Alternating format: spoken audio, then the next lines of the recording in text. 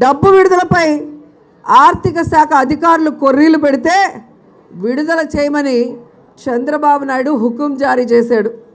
ఈ విషయాన్ని స్వయంగా అప్పటి ఫైనాన్స్ ప్రిన్సిపల్ సెక్రటరీ తన నోట్ ఫైల్లో అప్పటి ముఖ్యమంత్రి చంద్రబాబు వెంటనే విడుదల చేయమని హుకుం జారీ చేశాడు అని రాయటం చూసాం. సీఎం గారు చెప్పారు కాబట్టి విడుదల చేయమని చీఫ్ సెక్రటరీ నేరుగా ఫైల్లో రాశారు. ఆ కాపీని కూడా మీకు చూపించడం జరిగింది. అన్నిటికంటే ముఖ్యంగా ప్రభుత్వం నుంచి విడుదల చేసిన ఈ డబ్బు పోయింది. మన అధికారులే కాదు, సిమెన్స్ సంస్థ కూడా ఇంటర్నల్ ఎంక్వైరీ చేసి 164 సిఆర్పిసి కింద ఏకంగా మెజిస్ట్రేట్ ముందే వాంగ్మూలం ఇవ్వటం జరిగింది. ఈ విధంగా మా సంస్థలో 90:10 పద్ధతిలో చేసే విధంగా ఏది కూడా లేదు.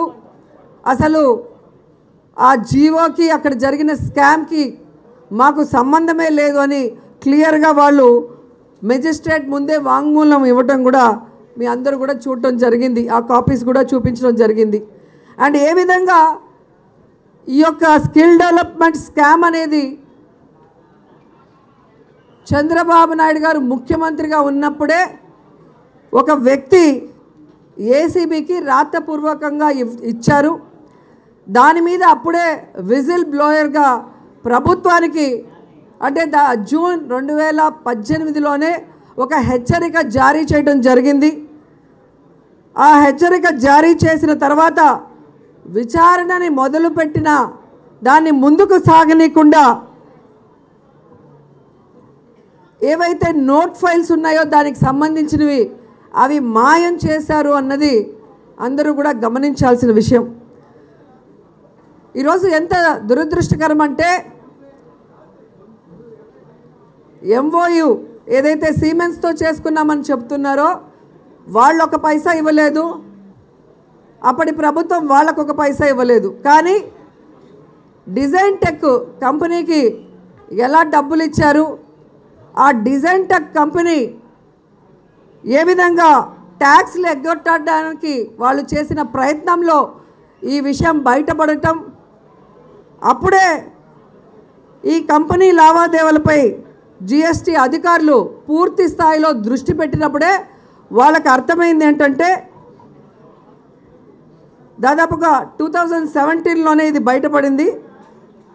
సో వాళ్ళకి అప్పుడు అర్థమైంది ఏంటంటే ఈ జీవోకి ఒప్పందంకి ఎక్కడా కూడా పొంతన లేదు. అండ్ వాళ్ళు సంతకాలు ఏవైతే చేశారో చంద్రబాబు నాయుడు గారు దాంట్లో అన్నీ కూడా డాష్ డాష్ డాష్ అని ఖాళీలు పెట్టేశారు. అండ్ కింద విట్నెస్లు కూడా అన్నీ ఖాళీగా ఉన్నాయి, ఎవరు కూడా విట్నెస్లు పెట్టలేదు. అంటే కరెంటు పోయిందని చెప్పారు కదా, చీకట్లో కళ్ళు కనిపించకుండా చదువుకోలేక సంతకాలు పెట్టారా, లేదా చీకటి జీవో కాబట్టి అన్నీ తెలిసి ప్రజలు పిచ్చోళ్ళు అనుకొని సంతకాలు పెట్టారో తెలియదు. కానీ 13 చోట్ల చంద్రబాబు నాయుడు సంతకాలు పెట్టి 5 చోట్ల అచ్చెన్నాయుడు సంతకాలు పెట్టి ఈ విధంగా ప్రభుత్వ డబ్బుని దోచేసి డిజైన్ టెక్తో పాటు దాదాపుగా 70 డొల్ల కంపెనీలకు డబ్బులు ఎలా వెళ్ళాయి, అవి వెళ్ళిన అన్నీ కూడా తిరిగి మళ్ళీ వీళ్ళ అకౌంట్లలోకి ఎలా వచ్చాయి అనేది కనిపెట్టారు. కాబట్టే ఈరోజు సాక్ష్యాధారాలు దొరికాయి. కాబట్టే చంద్రబాబు నాయుడిని ఈరోజు జైలుకు పంపించడం జరిగింది. దాని మీద విచారణకు మేము సిద్ధంగా ఉన్నా కూడా మీరు పారిపోయారు. ఇప్పటికీ కూడా బాలకృష్ణకు కానీ ఆ పార్టీ వాళ్ళకు కానీ మేము సవాల్ చేస్తున్నాం, మీరు సోమవారం వస్తారా, మంగళవారం వస్తారా, బుధవారం వస్తారా? స్కిల్ డెవలప్మెంట్ స్కామ్ ఒక్కటే కాదు, ఫైబర్ గ్రిడ్ స్కామ్ డిస్కస్ చేయడానికి రెడీగా ఉన్నాం. అమరావతిలో ఈ కారిపోయే బిల్డింగ్లు కట్టారు కదా, వీటి మీద ఈ స్కామ్ మీద మాట్లాడడానికి సిద్ధంగా ఉన్నాం. అలాగే Amaravati inner ring road alignment ఏ విధంగా దోచుకున్నారో అది డిస్కస్ చేయడానికి కూడా మేము రెడీగా ఉన్నాం. రెయిన్ గన్ల మీద డిస్కస్ చేయడానికి రెడీగా ఉన్నాం.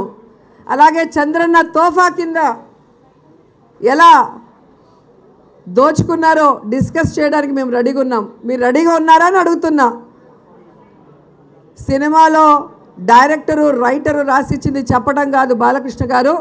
దమ్ముంటే అసెంబ్లీలోకి వచ్చి చెప్పండి, నా బావ తప్పు చేయలేదు, కావాలంటే ఈడీ ఎంక్వైరీ చేసుకోండి, కావాలంటే సిబిఐ ఎంక్వైరీ చేసుకోండి అని చెప్పండి. కానీ ఇలా విజిల్స్ వేసి చిల్లర మనుషుల్లాగా చిల్లర చేష్టలు చేసి తీరా మాట్లాడే అవకాశం వచ్చే సమయానికి పారిపోతే మీ బావ తప్పు చేశాడని మీరే ఒప్పుకున్నట్టు ఈరోజు రాష్ట్ర ప్రజలకి అర్థమైందని కూడా ఈ సందర్భంగా తెలియజేసుకుంటున్నాం.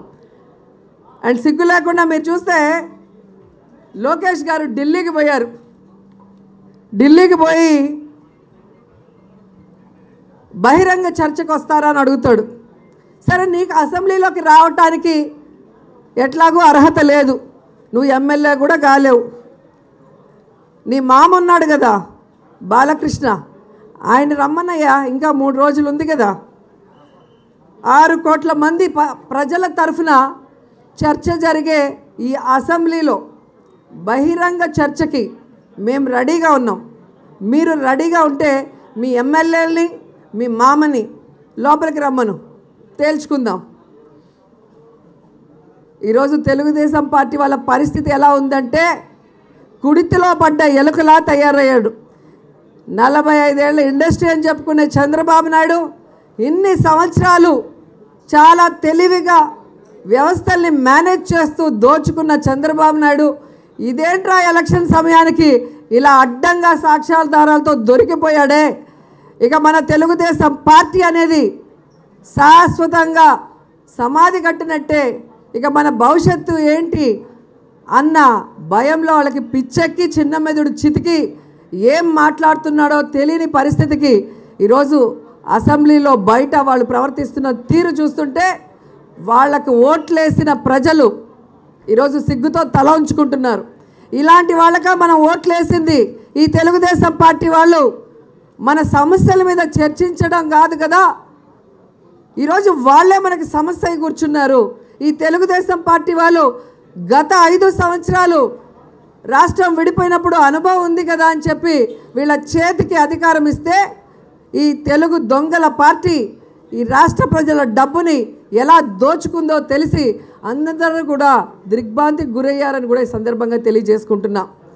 ఈరోజు ఎవ్వరూ కూడా చంద్రబాబు నాయుడు అరెస్ట్ అయినందుకు అయ్యో పాపం అనట్లేదు.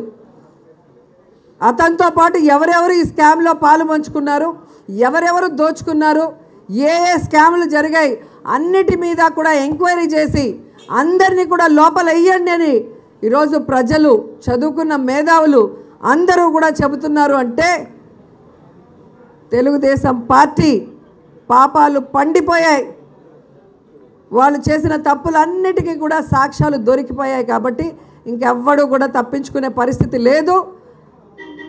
సో ఇక మీదట జగన్ గారిని కానీ వైఎస్ఆర్సీపీని కానీ అనవసరంగా ఎవరైనా మాట్లాడితే మాత్రం వదిలిపెట్టేది లేదని కూడా ఈ సందర్భంగా పదాలు తెలియని పెదవులకు అమృత వాక్యం అమ్మ. సంతానలేమి సమస్యతో బాధపడుతున్న ప్రతి స్త్రీమూర్తి బాధను మేము అర్థం చేసుకోగలం. 49 వరల్డ్ బెస్ట్ ఎంబ్రియాలజీ ల్యాబ్ మరియు జిల్ట్రిక్స్ అలారం సిస్టాన్ని మొట్టమొదటిసారిగా ఏపీ మరియు తెలంగాణలో ఈ నెల 9న ప్రముఖ సినీ నటి స్నేహ, స్పెయిన్ దేశానికి చెందిన international senior embryologist Javier Herrera గారు ప్రారంభించారు. ఈ శుభతరుణంలో రక్త పరీక్షలు, AMH test, RBS, semen analysis, ultrasound scan, follicle scan ఈ నెల 31 వరకు ఉచితంగా అందిస్తుంది. 49 అంటే సంతానం, 49 అంటే సంతోషం.